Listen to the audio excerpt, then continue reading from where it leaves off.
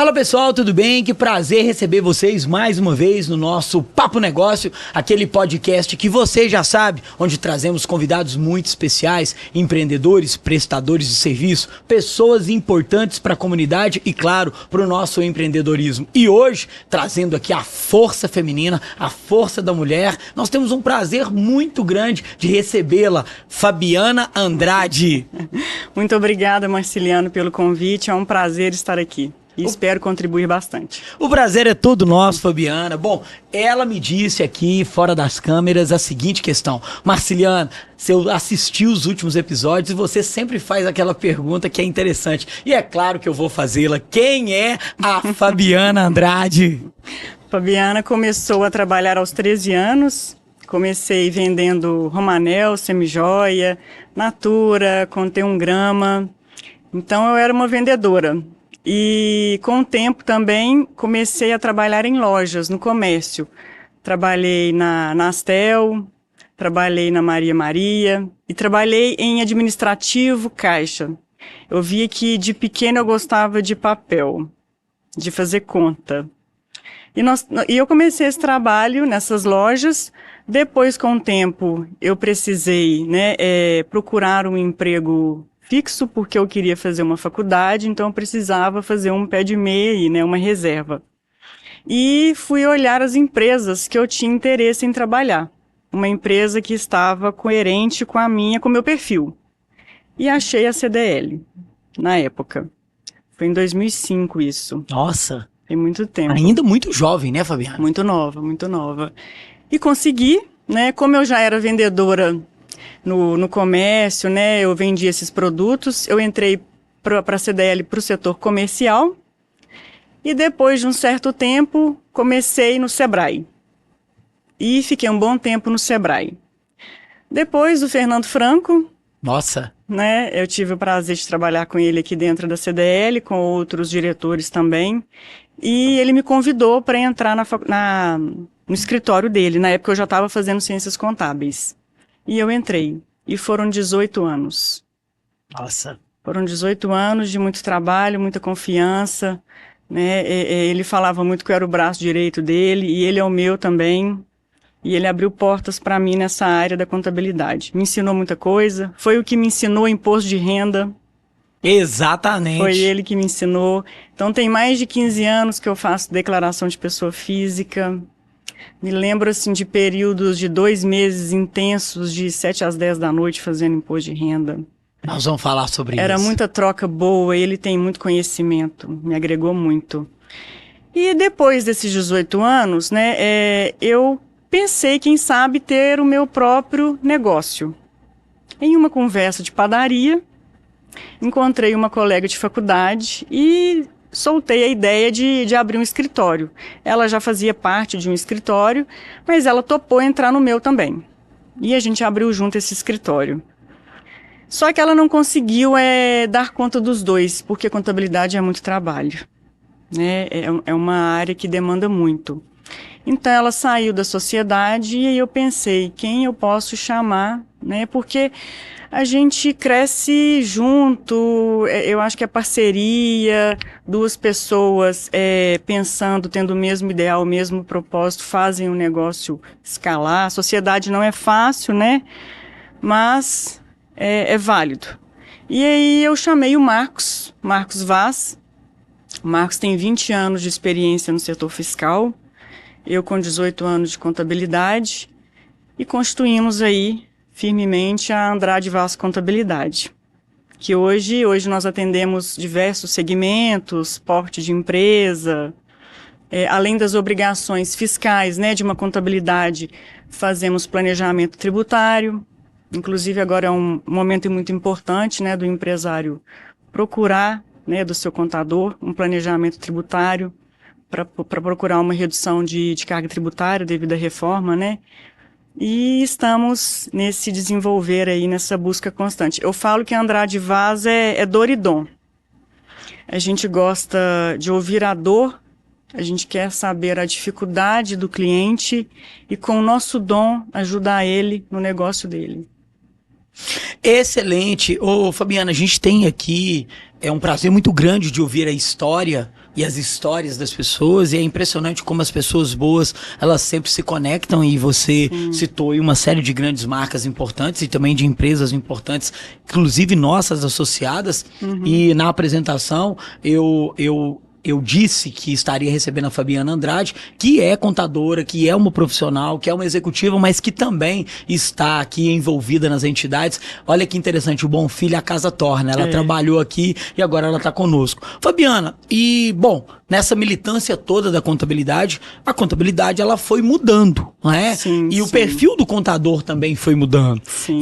Eu particularmente considero você e mais alguns aqui na cidade contadores absolutamente atualizados. Qual a principal mudança de uma contabilidade de 20 anos atrás e da contabilidade de hoje? O contador, ele adotou um protagonismo maior hoje dentro das empresas, para além do belo e eficiente trabalho de processamento de dados que se existia? Com certeza. Houve uma mudança muito significativa. O empresário, ele tem a visão do contador como um emissor de guias, né? Então isso foi contado para nós. Mas não é assim. Inclusive hoje a mudança é tão significativa que o empresário ele tem um grande aliado, que é o contador. Ele tem um aliado para o negócio dele. O contador hoje ele é consultivo, ele é um consultor. E a gente precisa saber o que acontece dentro de uma empresa. Né? Se a gente não tiver notícias do movimento bancário, de como que está sendo as entradas, as saídas, aquele movimento operacional financeiro, a gente também não consegue adequar, fazer um planejamento para que ele tenha uma redução da carga tributária. Essa é a parte que cabe ao empresário. Ele precisa munir o contador de informações. Ele realmente precisa ter uma relação de confiança e de compatibilidade numérica com o contador. Isso é um segredo, Fabiana? Sim. Contador é credibilidade e confiança. Isso se adquire com o tempo. Né? Eu vejo muita resistência de alguns empresários em abrir as informações, em abrir o extrato. Alguns não querem enviar extrato, mas tem que enviar. Porque se ele não me der a informação do que está acontecendo, eu não consigo ajudar ele. E o contador hoje, em relação já a documentos, né, mudou muito, hoje é tudo digital. Então hoje, depende da empresa, eu tenho cliente de São Paulo, de Divinópolis, de Pará de Minas, que eu não os vejo e nem vejo documento físico. É tudo digital. E hoje o contador, com a tecnologia, com a IA, ele consegue até reduzir o operacional, obter mais tempo para estar junto com o cliente dele. Uma coisa muito importante que o contador não pode perder junto com o cliente dele é o humano. O cliente, ele sente muita falta daquela conversa cara a cara, presencial. E isso não pode perder. Uma coisa interessante também, né, um ponto importante que a gente tem no nosso escritório, que eu não quero perder e nem posso perder, é esse contato. O contador, quando a gente vai abrir uma empresa, a gente procura uma contabilidade, fala das necessidades, do objetivo, né, do que você pretende ali com esse negócio. O contador, ele te direciona para a melhor opção do seu negócio. Só que para ele te direcionar para a melhor opção, ele tem que ter um pouco de conhecimento no departamento pessoal, no fiscal, no contábil, na legalização, que é a questão de estruturação de abrir empresa. Porque se ele não tiver um conhecimento ali, ele não consegue dar a realidade para o cliente.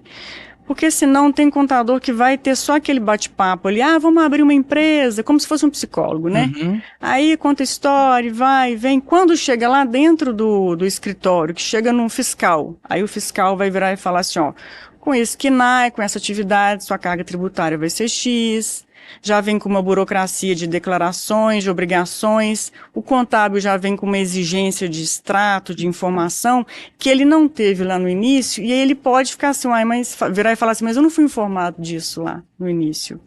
Então ele tem que ter uma abertura, ele tem que ter um onboard, o contador tem que fazer um onboard inicial ali com esse cliente. Fabiana, e me conta uma coisa interessante. Para muita gente, para uma empresa grande, ela tem vários departamentos, ela tem escritórios, né, de contabilidade muito bem preparados, jurídico e tal.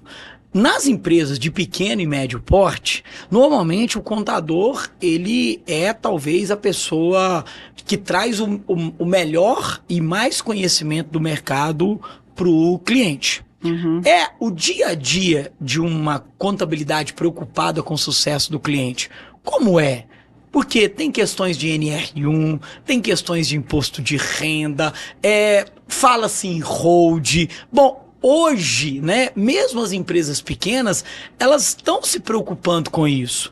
É papel do contador, ou pelo menos é o papel do seu escritório, trazer esse tipo de tranquilidade e esse tipo de informação para esses clientes de pequeno e médio porte? Sim, com certeza. Inclusive, no escritório, a gente tem esse onboard, né, que eu falei, a gente dá as principais situações, as principais legislações aí. Um exemplo, o SST, que é a Saúde e Segurança do Trabalho.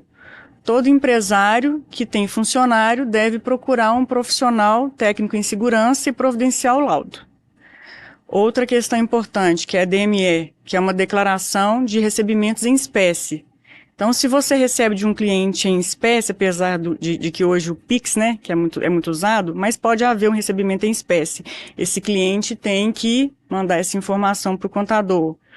Qual outra declaração que a gente tem que passar para o cliente é REINF. REINF a gente informa a distribuição de lucros, retenções de notas fiscais de serviço de entrada, que a gente tem que recolher a guia daquelas retenções. E a questão dos documentos, da importância. Então, a gente sempre, no início, a gente pontua legislações significativas e questões que estão no auge, né? Como, por exemplo, a NR1, que fala da saúde mental, a Lei 15.377, que fala da obrigação hoje do empresário orientar, conscientizar os seus colaboradores. Isso é de suma importância da contabilidade orientar. Todo dia tem notícia nova, né? A semana inteira, sempre tem novidade. E a gente tem que estar levando isso para o empresário, porque isso reflete no negócio dele. Se ele não estiver sendo informado dessa questão da conscientização, né? Que hoje a empresa tem que conscientizar sobre o câncer de mama, câncer do colo do útero, o câncer de próstata, o HPV e a vacinação. Ele pode estar correndo riscos com esses colaboradores. E outra coisa interessante também da Lei 15.377, que o funcionário ele tem direito a se ausentar 3 dias por ano.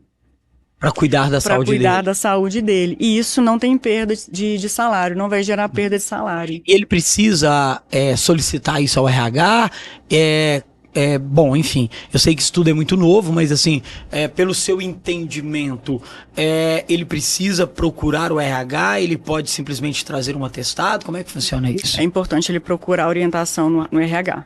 Entendi. Antes de qualquer movimentação dele, para fazer isso. Por segurança dele e até da empresa também. Fabiana, a gente escuta coisas assim.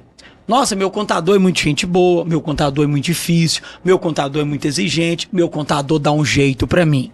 Bom, por que é que a gente não deve ter um contador que não necessariamente fala o que a gente precisa ouvir e faz o que a gente quer? Bom, eu nem sei se ainda existem profissionais assim, mas em conversas de roda de negócio, no passado as pessoas diziam, tem a minha contabilidade, eu não sei como é que ela faz, não, ela dá um jeito lá. Bom, tá ficando cada vez mais difícil o empresário brasileiro, que é muito atacado, né, com uma carga tributária pesada. Mas o certo ainda é apenas o melhor caminho. O melhor caminho é procurar o contador e seguir as orientações que ele lhe der. Não existe jeitinho brasileiro. Uhum. A conta vai chegar. A conta chega, ainda mais hoje. Hoje o cerco é muito grande. Eles não têm noção do nível das declarações que nós transmitimos. Uhum. O SPED contábil, o SPED fiscal, vai a alma do negócio dele. Vai tudo. O fisco tem tudo que ele quiser. Ele só não tem funcionário suficiente. Então hoje, na verdade, em termos de informação, o Estado tem todas, ele só não tem força de correção. Não, a Receita Federal ela tem acesso a tudo, a toda a movimentação bancária das empresas. Aí o empresário às vezes pensa assim, não vou mandar esse extrato para contabilidade, não, para eu não contabilizar, para eu não mandar para a Receita. Mas a Receita já sabe. O Estado, ele pode fiscalizar e fiscaliza a movimentação bancária das empresas e das pessoas físicas. Em uma PJ, por exemplo, se ele pega uma movimentação lá no ano, vamos considerar o ano 2025, pegou lá que no ano de 2025 você faturou 200 mil. Aí ele vai verificar as notas fiscais emitidas. Não teve 200 mil de nota fiscal emitida, só 100 mil. Sobre a diferença, ele tributa 18%, fora juros, multa, correção. O Estado pega, eu já vi. E ainda, não por satisfeito, ele vai e solicita a movimentação bancária do sócio. E pode solicitar do cônjuge. E pega. E tributa. Fabiana, como é que se organiza? Eu tenho visto aí, de uns anos para cá, as empresas buscando mais informações sobre hold pura, hold mista, enfim, uma série de coisas e nomes novos, para além das guias de DARF, de DIRF, enfim, de Simples. Eu tenho visto uma contabilidade mais gourmet, uma contabilidade mais robusta. Para nós que somos leigos, o que é isso? O que seria esse nome tão bonito, hold? É interessante. Bom, nós temos a holding pura e a holding mista. A holding pura, basicamente, é o KNAI de participação em outras empresas. Essa é a finalidade dela. Dentro dela não tem atividade operacional, não tem compra, venda e locação de imóveis. Ela é interessante quando você tem bens que quer deixar para os herdeiros. Então, vamos pensar que um cliente tem 20 bens. Dos 20 bens que ele possui, 10 ele quer deixar para os herdeiros. Ele coloca nessa holding pura, coloca os filhos nessa holding. Em vida, ele faz a doação para os filhos dessas cotas, com algumas cláusulas de proteção. De proteção para ele mesmo. Porque quando ele vier a falecer, não tem que fazer inventário.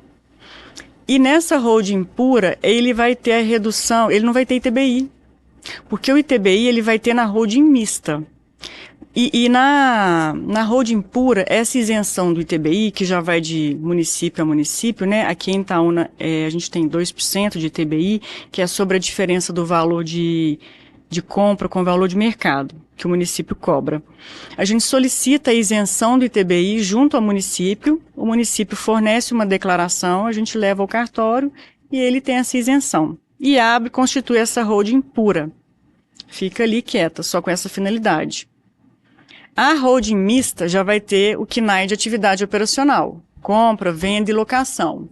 Na venda ele paga 5,93% de imposto, sendo que na pessoa física ele pagaria ali 15%. E nessa holding mista ele pode também inserir os filhos, doar as cotas em vida. Mesma coisa. Ele se organiza melhor para pagar menos imposto em relação àquilo que ele construiu. Isso. Só que na mista ele tem o ITBI, né? Fabiana, é interessante e o nosso público ele tem muito interesse aqui no Papo Negócio saber sobre isso. E uma outra coisa, todos os empresários que passaram por aqui, eles reclamaram da carga tributária que o empresário brasileiro, que o empreendedor brasileiro sofre. Bom, primeiro, eu queria ouvir a sua opinião em relação realmente à carga tributária. E segundo, se a gente pode ter alguma esperança que virá alguma reforma, enfim, que boas notícias nós que somos leigos podemos aí de repente nos apegarmos a ela, sem entrarmos na questão política, mas enfim, na questão natural que o Estado vai ganhando esse corpo. Bom, todos estão ouvindo, né? Temos a reforma tributária, que na verdade é a reforma do consumo. Há 30 anos nós não temos uma mudança tão significativa no formato, né, de apuração de imposto e de mudança de alíquota. de carga tributária. E é uma mudança cultural muito grande, porque aquele jeitinho brasileiro não tem mais. Não tem mais. Não tem mais, está fechando o negócio. E começa em 2027. Para 2026, as empresas devem se planejar, se estruturar, fazer um planejamento tributário, buscar levantar aí quais são os seus clientes, se é B2B, PJ, B2C, né? Porque se for PJ com PJ vai gerar crédito, eu vou falar sobre esse crédito. Fazer levantamento dos seus fornecedores, porque com essas compras que ele faz, né, ou serviço tomado, ele vai obter crédito. E estruturar em relação a sistema, né, tecnologia. Inclusive agora a gente já está fazendo emissão nas notas fiscais, né, destacando o IBS e o CBS. No exterior nós temos o imposto que chama IVA. Aqui no Brasil foi instituído o IVA dual, para segregar IBS, ISS mais ICMS, que é município e estado, e a CBS, que é PIS e COFINS. Nas notas fiscais, a gente já está destacando 1%, que é 0,1 de IBS e 0,9 de CBS. E como que vai ser calculado isso, né? A Receita vai tributar sobre aquele recebimento, sobre aquela receita da empresa, então teremos o imposto apurado. Podemos abater desse imposto apurado créditos. Quais créditos? De compras dessas notas fiscais de compra ou de serviço tomado. Então, aquela empresa que não tem nota de entrada, o imposto dela, em consequência, vai ser alto. Então, imposto apurado menos crédito, eu vou ter um imposto a pagar. Então, por isso que é interessante fazer o levantamento de clientes para obter esse crédito e de fornecedor, porque se o fornecedor que eu faço compra não está pagando o imposto dele, eu não vou poder aproveitar o crédito. O crédito só poderá ser aproveitado se aquele fornecedor tiver em dia com o ente federativo, estado e município. Fabiana, nós estamos falando aqui há mais ou menos 30, 35 minutos com uma contadora, com uma especialista em contabilidade, e até agora a gente não falou de admissão, demissão, aviso prévio, acerto. E eu acho que isso diz muito da necessidade de informação que as empresas têm em relação a uma série de informações que o Estado tem, de oportunidades ou até de benefícios que podem ser colocados. Avaliamos muito isso, que o empresário ele ainda sabe muito pouco disso. Onde o empresário deve se qualificar? É apenas com o contador? É também com o contador? Existem revistas, jornais especializados? É menos jornal sensacionalista e mais informação técnica?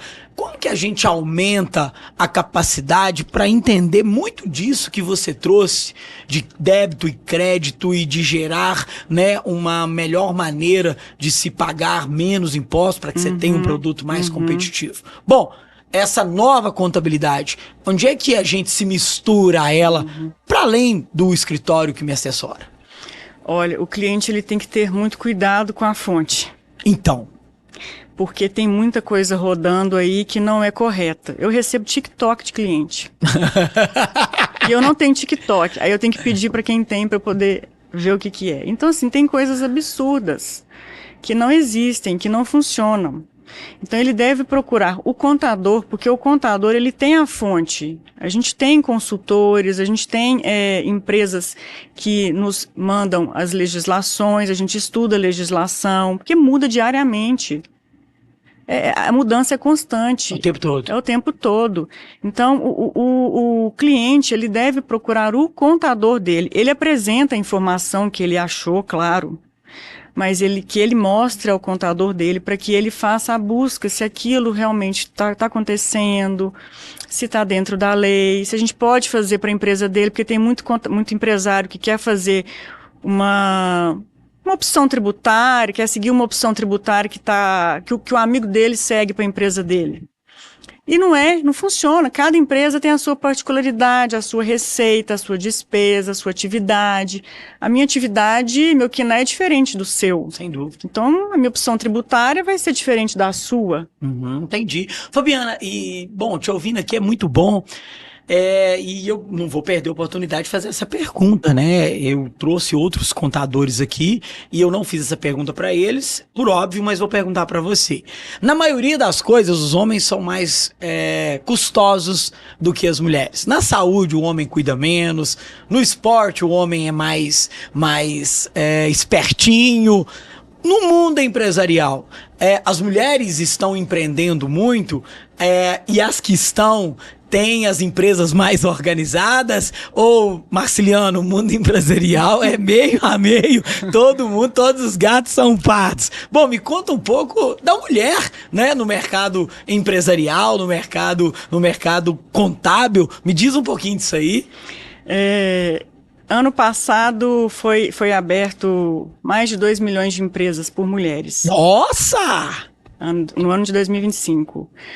Ao todo, são 10 milhões de empresas femininas com mulheres empreendedoras. Nossa, que número... Muito bacana, significativo, né? Significativo. Né? E agora que você está falando, quando a gente vai... Na indústria eu não vejo tanto, mas vejo muito, mas no varejo, então, é de lavada, né? E a mulher, ela é mais cautelosa, ela é cuidadosa, zelosa. Ela traz essa cultura dela para a empresa também. Para a empresa também. Imaginei. Ela ouve mais, ela não arrisca assim não, sabe? Já o homem realmente ele é mais agressivo no negócio. Uma questão de cultura, né? Cultural. De negócio. E empreender no feminino, né? A mulher ser empreendedora, eu acho fantástico. Eu acho fantástico. Pessoas se conectam com pessoas, né? Pessoas se conectam com pessoas e a gente cresce junto. Eu faço parte de uma comunidade que chama All Hands em Belo Horizonte, que é uma comunidade de empresários, e eu me identifiquei porque tem muita mulher. E a gente, quando mulher com mulher, se entende, fica mais aberta a expor a dor, o que precisa, sabe? Porque tem uma mistura, querendo ou não, ali de família, o cansaço, né? De cuidar de filho e tudo, com a questão de cuidar do negócio, da empresa, que não é fácil. Gerir empresa e gerir negócio, né? E gerir família não é fácil. Então, essa entrada no All Hands ali foi significativa por conectar com pessoas, essa troca genuína. Eu expunha lá a minha dor, o que eu precisava, e ela, com o dom dela, vinha e me ajudava. Porque lá tem gente, assim, de toda a área. Marketing, processos, nutrição, tudo. Você tinha uma troca incrível. Uma troca muito grande, uma troca muito rica. E essa troca é muito boa pra gente como pessoa e pro negócio. Excelente. Fabiana, eu não posso deixar de perder a oportunidade de perguntar para você, aproveitando aí, mandando um abraço aí para todos os contadores, que aliás eu tenho vários, sou um grande amigo, faço muito evento na Conita, que é a nossa grande parceira aqui das entidades, né, que compõem aqui o CDS, MEI, Cicobi, a Associação Comercial, a CDL, o Sindicomércio, enfim, todas as entidades que compõem aqui, eu vou aproveitar e mandar um abraço para a Conita. Bom, quais os principais erros que a gente comete que fazem com que a gente caia na malha fina? Eu não vou cair de jeito nenhum, sou isento, né? E tudo. Correto. Sou correto, minha contabilidade trabalha muito bem. Alô, Maguinha, tudo bem? Mas assim, bom, me conta uma coisa. Quais os principais erros que a gente comete que podem levar desde do pequeno empresário ao médio, ou talvez até o grande, eu não sei se é particular de cada um deles, mas assim, o que a gente não deveria fazer pra gente não ter problema com o leão?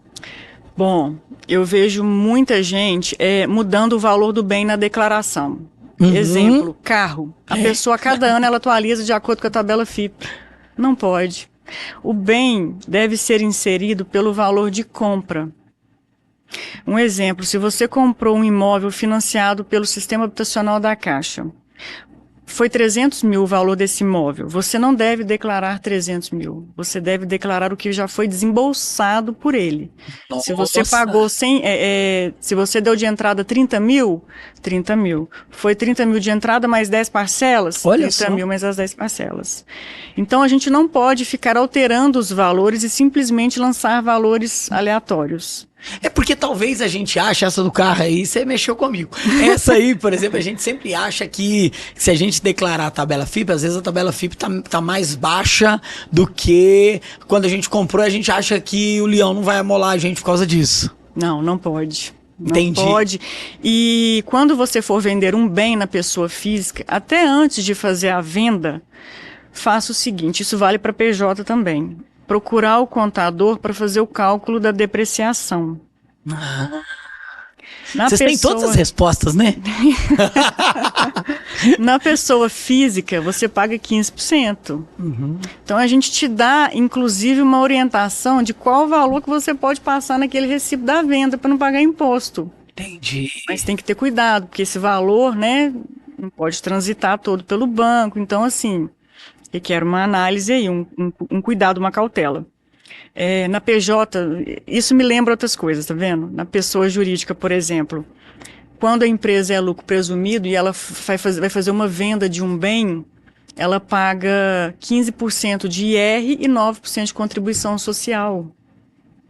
Então, é uma carga tributária muito alta na hora que ela vai fazer uma alienação na pessoa jurídica lá, na opção do lucro presumido.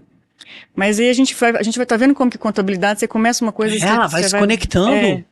Mas aí voltando para os maiores erros, né?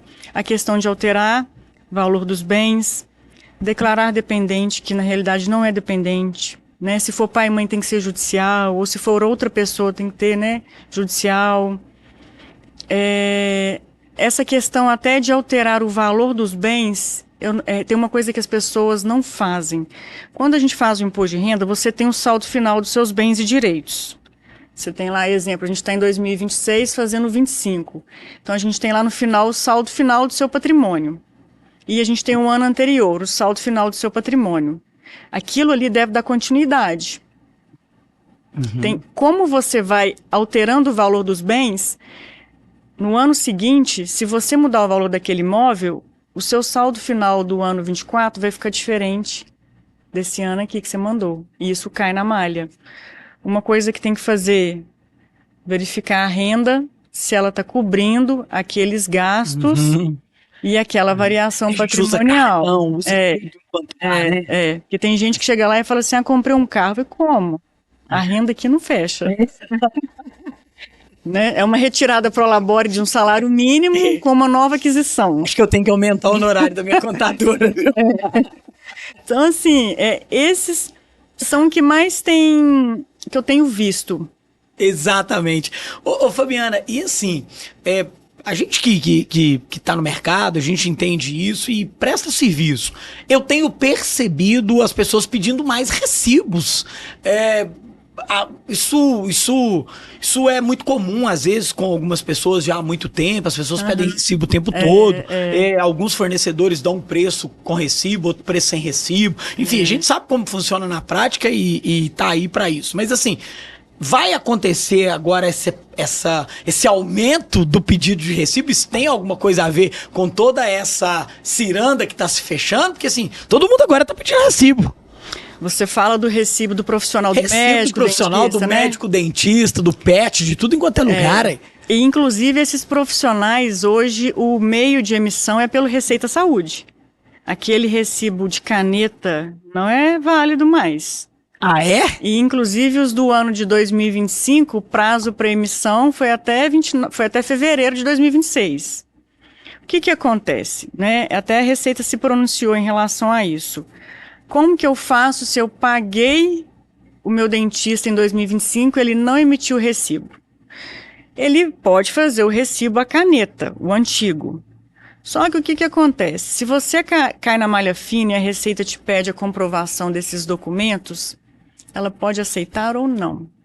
A Receita, inclusive, fala no Perguntas e Respostas dela.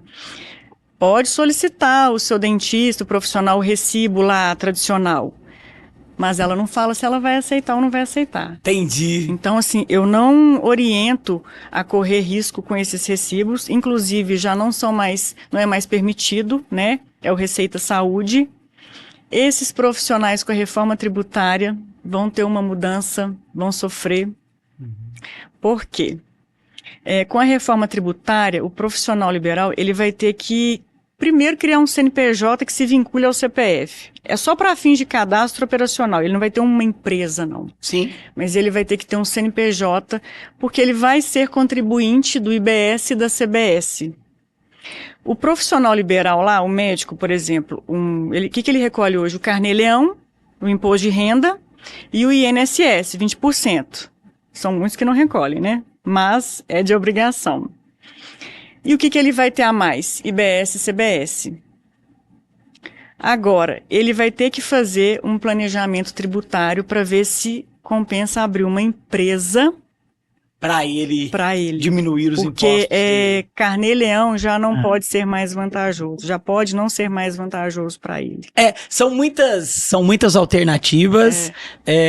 A verdade é que a carga tributária tá aí, a gente vai ter que lidar com ela, né? Sim. Fabiana, para quem tá abrindo uma empresa agora, né? O brasileiro, ele é um empreendedor por natureza, ele sonha, né? Eu acho que pelo menos 9 em cada 10 brasileiros, se ele tiver condição, ele acabaria empreendendo, até porque ele imagina que ele vai ter uma liberdade maior financeira e de tempo, e de fato alguns conseguem.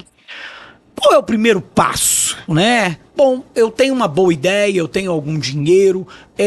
Começa realmente o empreendedorismo pelo contador? É o caminho mais correto? Com certeza. É bom ele pensar bem no que ele quer, estar preparado, ter um capital de giro, ouvir o contador, não sair abrindo uma empresa, né, sem ouvir antes o contador. Inclusive o imposto dele. Então, ele fazendo o levantamento da atividade dele, do quadro societário dele, eu faço no escritório o chamado checklist.